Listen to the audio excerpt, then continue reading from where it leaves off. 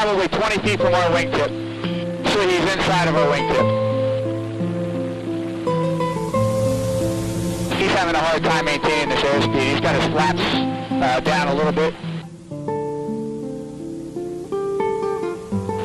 Oh yeah, he's having problems. They're not going to come swinging into us. Okay, he's moving out a little bit.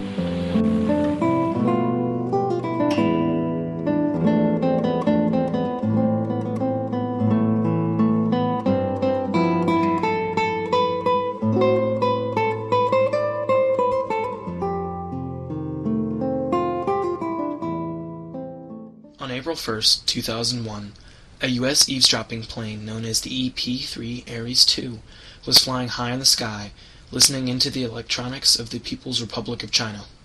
The pilot, Lieutenant Shane Osborne, had no idea that on that day he would fear for his life and his crew, who would be subjects of a great international incident.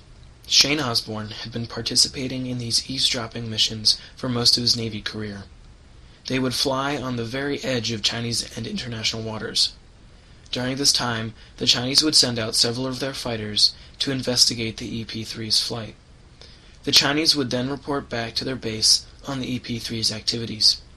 Sent out on that day was an F-8 Finback, piloted by Wang Wei. Shane's EP-3 is a propeller-driven plane that is nearly the size of a 747, contains a crew of 24, and has a very slow airspeed.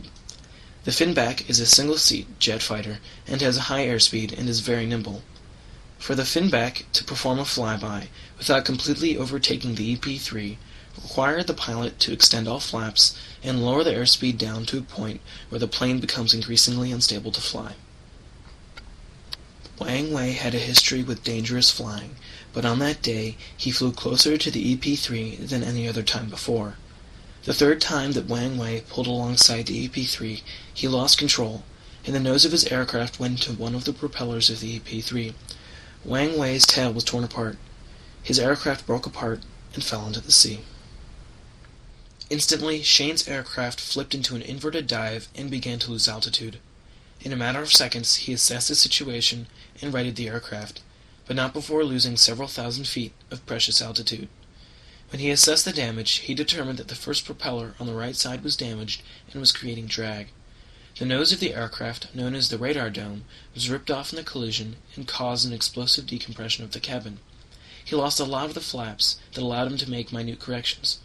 The hydraulics were damaged, as well as his airspeed indicator and several other subsystems. Shane had a conflict within himself.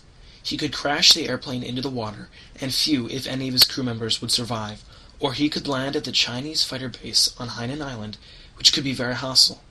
He quickly resolved the situation by deciding to go to Hainan Island. His crew would be taken into captivity, but they would still be alive. The decision for me was quite simple. One, we aren't at war with China, so while we're collecting intelligence off of them, it's not the same scenario as it might be with like a North Korea. With the damage, that airplane was severely damaged. But if you were to take that away and just go straight to a normal EP-3, anybody that's seen one knows there's a big dish underneath, there's a lot of drag, there's a lot of issues with it. You could not successfully ditch an EP-3 in the ocean if everything else was working well. Shane made a request via radio and emergency frequencies to the Chinese in an attempt to get proper authorization to land the crippled aircraft. When the Hainan Island radio tower never responded, Shane made a decision to go anyway. It was his only chance. During the 35-minute flight to the island, the crew of the EP-3 was destroying the top-secret material on the aircraft. Also during that time, Shane was fighting to keep the aircraft from crashing into the sea, and continually calling the Hainan Island tower. Because of the damage to the aircraft, it was necessary for Shane to keep the control stick all the way to the right to keep the plane from flipping again. This stress caused a lot of damage to his shoulder. Controllability problems with the hole in my aileron and my tail and keeping full right aileron. I didn't have the ability to make small, minute corrections. It literally tore my shoulder apart holding this airplane up like this for the 35 minutes. After Shane had successfully landed his aircraft, he kept the Chinese guards from entering the aircraft by not shutting down the engines, which were very hot and very dangerous, especially when the aircraft could take off again. Shane did this because the crew was not finished destroying the top-secret equipment in the aircraft. This act of refusal marked the beginning of the conflict of the guards and the crew that would eventually determine the state of Shane's freedom. A situation arose where Shane was the acting officer, but there was a higher-ranking man in the crew. A decision had to be made about who was going to be in charge of the crew once they were in captivity. Usually, the ranking officer is in charge of the crew during captivity. However, Shane was in charge of the mission, so it was quickly agreed he would be in charge during their captivity. When Shane shut down the aircraft's propellers, he was fully aware that he and his crew would be treated as spies and as criminals. When they were finally in custody, the crew was taken to a building where they were assigned rooms and were later interrogated about the incident and why the aircraft was intruding in the Chinese territory. They were trying to blame me the whole time. My name was Master Spy, and I'd rammed their aircraft, killed their pilot. I was a murderer. I needed to be tried, put in a camp. And they had me convinced for a few days that that was what was going to happen. After several days of extensive interrogation, Shane was removed from the rest of the crew and was subject to sleep deprivation. He never got more than 15 minutes to himself without a Chinese guard coming into his cell and checking on him. Shane was still allowed to eat meals with the crew and had to determine their situation through code with the second-in-command, all the while being interrogated for hours on end. On top of this, he had to be aware of what he could and could not say. It came to a point where Shane, in protest, stopped talking and the crew went on a hunger strike until the captors would allow Shane to return to the similar quarters as the rest of the crew. The Chinese had lost one of their pilots and were portraying him as a martyr. Wang Wei was given the title of Guardian of the Territorial Airspace and Waters, which one outside source said was as close to a god as you can get in China. The People's Daily newspaper wrote articles that described Wang Wei as a self-sacrificing hero. The Chinese government was using his death as a way to invoke patriotism and hatred to the Americans in an attempt to prepare for war and conflict. Meanwhile, the U.S. attaché in China was negotiating with the Chinese over the terms of the prisoner's release.